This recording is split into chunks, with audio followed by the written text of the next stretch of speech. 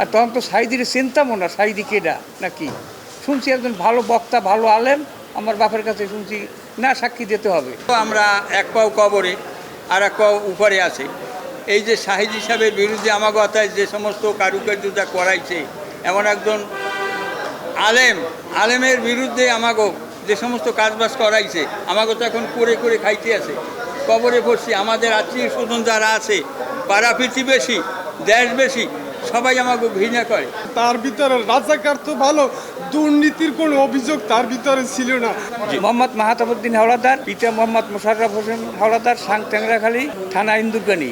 আমার জন্ম তারিখ 1963। তখন একদিন এক দারোগা আইসে, গাড়ি লই আপনার পারে আর যাইতে হইবে। আমি পারে আর গেছি, কি ব্যাপারে সাক্ষী দিতে হইবে। আমার বয়স তো হয় নাই, আমি কি সাক্ষী দেবো। আর তখন তো সাইদির চিনতামও না, সাইদি কেডা নাকি।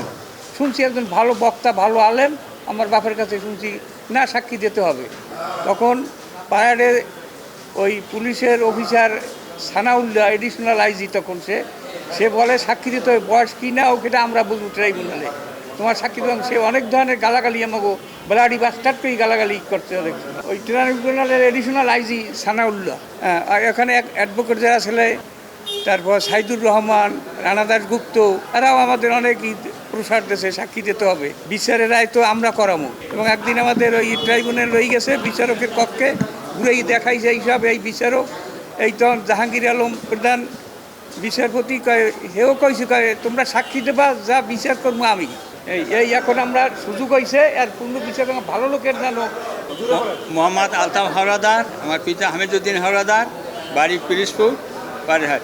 আমরা হয়তো আপনারা বলতে পারেন যে এখন আসছেন কেন। এখন আসছি এই আমাদের বয়স হয়তো আমরা এক পাও কবরে আর এক পাও উপরে আছে। এই যে সাহিদি সাহেবের বিরুদ্ধে আমাকে অর্থাৎ যে সমস্ত কারুকার্যতা করাইছে, এমন একজন আলেমের বিরুদ্ধে আমাকে যে সমস্ত কাজবাজ করাইছে, আমাকে তো এখন করে করে খাইতে আছে। কবরে পড়ছি, আমাদের আত্মীয় স্বজন যারা আছে, পাড়া প্রতিবেশী, দেশবেশী, সবাই আমাকে ঘৃণা করে, ঘৃণার পাত্র হইয়া দাঁড়াইছি। এক্সট্রিম মশার কয়েল প্ল্যান্ট ফাইবার দিয়ে তৈরি, তাই সহজে ভাঙে না, সুগন্ধিযুক্ত ও নিরবিচ্ছিন্নভাবে জ্বলে। ডেঙ্গু, চিকুনগুনিয়া বাহি সহ যে কোনো মশার বিরুদ্ধে দেয় এক্সট্রিম সুরক্ষা। তা এখন চিন্তা করি যে এখন ঘৃণার পাত্র হইয়া দাঁড়াইছি। শেষ বয়সে যদি একটু দেশের কাছে, জাতির কাছে, সবার কাছে বলতে পারি যে না, সাইদি সাহেব ভালো লোক ছিল, আমরা তার জন্য আমাকে যে কাজ করাইছে, এই কাজটা সম্পূর্ণরূপে আমাকে হুমকি দিয়া, অস্ত্র ধরাইয়া, পিস্তল ধরিয়া এই সমস্ত করে। যেমন মাহাতাব বলল, এরকম সানাউল্লাহ বাস্টার পর্যন্ত গাইল দিয়েছে, আমাকে কইছে বোধাই বাংলা কথায়, আমাকে ওই লিখে দিয়েছে, আমরা বলতে পারি নাই। হ্যাঁ, এগুলার পরে আর ইয়া অবান্তর গালাগালিও করছে। কিন্তু কর্ম কি করার তো উপায় নাই কিছু।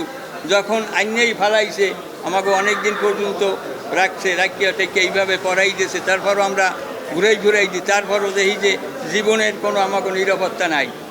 এই বিদায় করতে আমরা বাধ্য হয়েছি।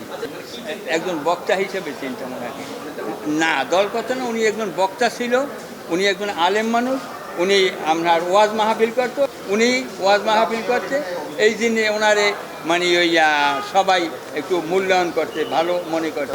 আমার নাম সুমন্ত মিস্ত্রি, আমার নানা মধুসূদন গরামি। হয়তোবা সে যদি জীবিত থাকতো তাহলে এখানে সে থাকতো, তার পরিবর্তে আমি আসছি।